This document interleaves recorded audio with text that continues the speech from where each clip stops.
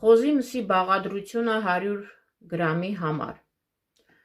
Սպիտակուց 18-ից 20 գրամ, ճարպեր 15-ից 35 գրամ, կալորիականությունը միջին 250-ից 350 կիլոկալորիա և ջուր 45-ից 60 գրամ: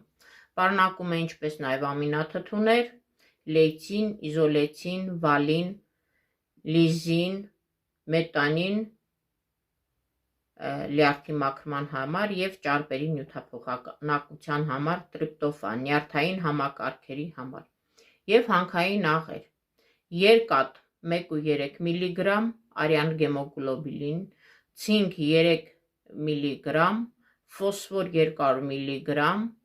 կալիում 350 մգ, մագնեզիում 20 մգ, սելեն 30 մգ և հորմոններ, նատրիում 60 մգ: Խոզի մսի մեջ կա նաև B խմբի վիտամիններ, B1, B2, B3, B6, E և D